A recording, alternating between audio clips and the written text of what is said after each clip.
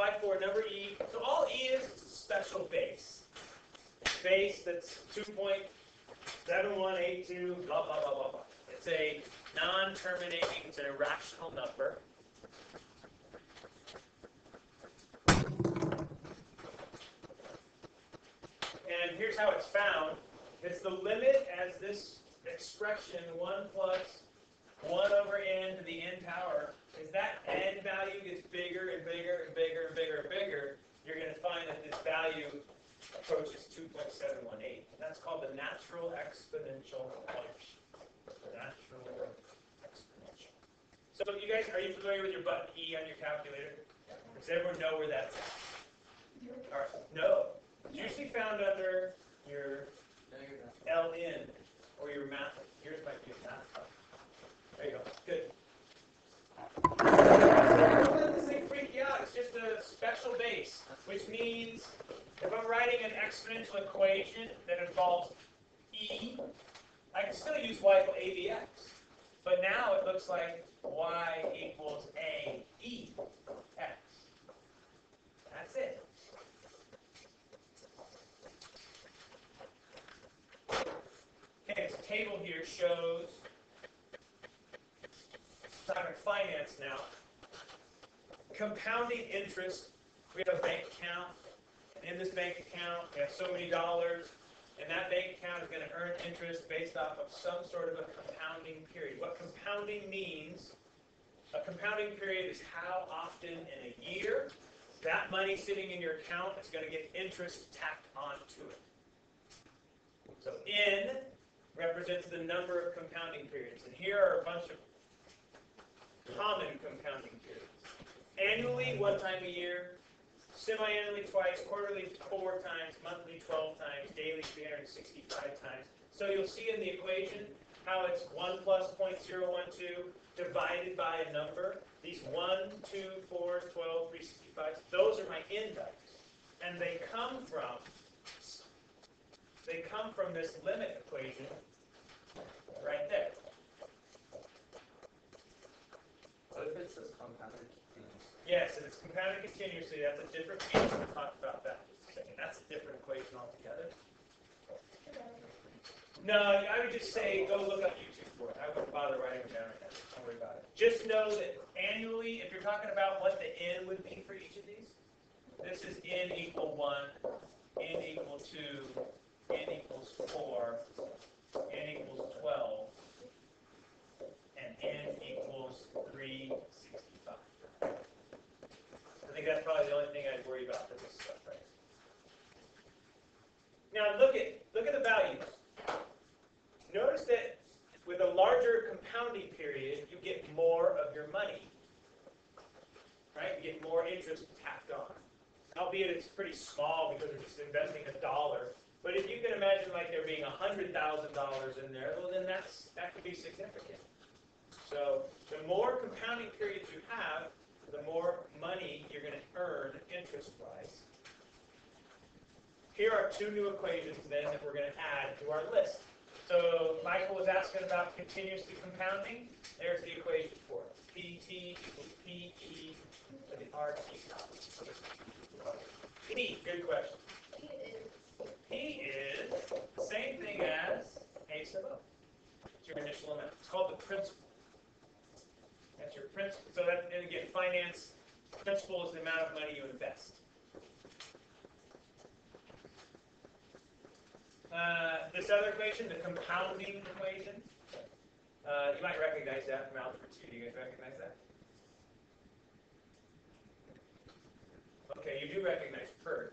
So PERT always happens when it says continuously. If I don't see the word continuously, I won't use PERT. This next equation, though, this is the one that I'm going to use when I'm compounding so many times in a year. Once, twice, 4 times, whatever it is. I actually, if I was compounding 1 time a year, if n was equal to 1, let's see what happens here. If n was equal to 1, this equation would look like this. A sub t equals A, or A of t equals A sub O times 1 plus r over 1, which is just r, the nt, or 1 power, which is t. So have we seen that equation before? Yeah, that's our generic exponential. So if I'm compounding once, meaning annually, I don't have to plug it into this compounding formula. I can just use our good old generic a sub o, 1 plus r. All right, there it is in the number of compounding periods. How many times in a year are you going to gain interest for this amount deposited or left in there? So here's the game the bank will play with you, assuming the bank, well, they do. They have the option to give you different compounding rates. So here's what they're going to do to you. Hey, so-and-so, I'm going to make you a deal. I'm going to invest you at 7.5% annually, compounded for 4 years monthly. Or you're going to do 7.2, right, compounded to daily for 4 years. Yeah. Or I'm going to just give you 7%, and we're going to continuously compound your money. Now, what continuously means? Does it mean every second, every millisecond? Who cares? It means I'm continuously compounding, whatever that looks like. So who is the better deal? What do you guys think? What's going to earn more money? Continuously. Continuously is going to earn more money, even though my rate is lower? Okay. So look, I got a 0.5% rate adjustment, but I'm compounding continuously for 4 years versus doing it only 12 times a year for 4 years. Let's see what happens. So monthly n is equal to 12. Daily n is equal to 365. Continuously p e to the r t. Those are what I'm using. So I need you guys to help me out here. Let's try this. So my first equation is going to look like so. A of t equals a sub o to the 1 plus r over n to the nt power, because I'm compounding more than once a year.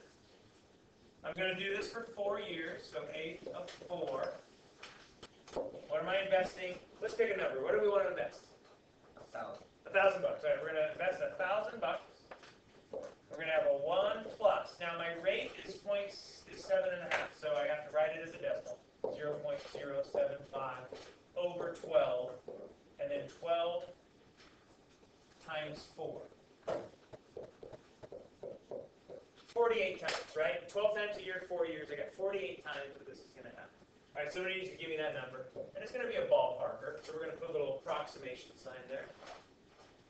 Be careful when you put this in the calculator, by the way. I would do the r over n part first, then add that to 1. Then take that number, raise it to the 48th power, and then take that number, multiply by 1,000.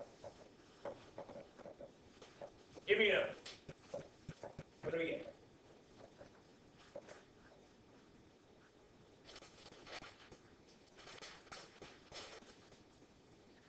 Don't shout it all out at once. It's too loud.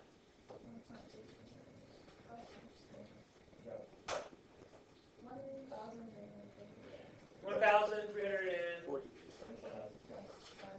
Okay. Can you say it without mumbling? 1,348. Like that? $1,348.60. All right.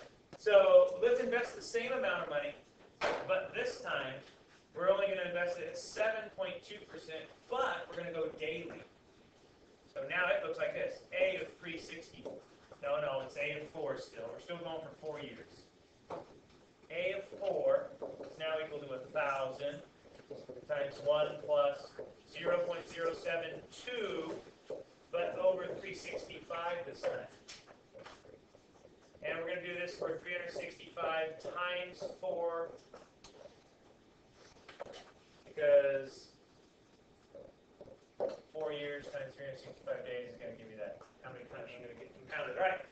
How much is in there now?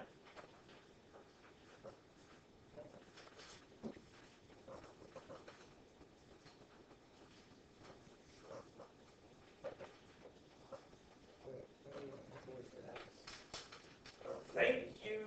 1,349. Thank you. What? I got 1,349. 1,349 exactly? And 81 cents. And 81 cents. So come on, don't rip us off. Is that right?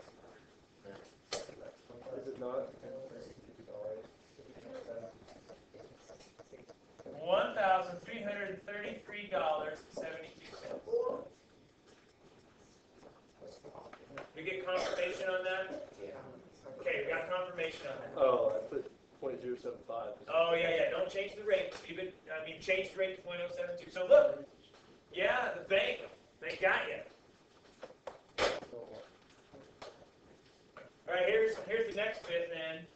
Now we're going to invest continuously P of 4,000 E to the 0.07.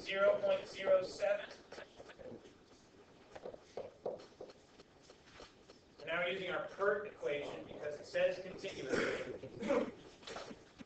So what is this amount?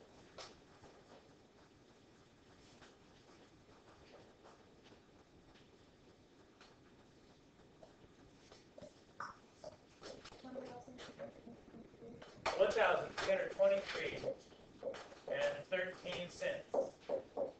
I get confirmation? Okay. So look at that. This is the game that they'll play with you. You're going to invest the same amount of money.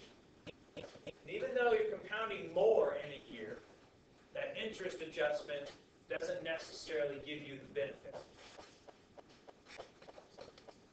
There we go.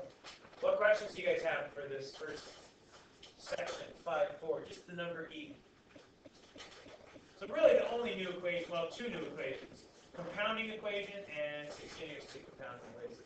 Those are the two guys. All right, seeing that, we will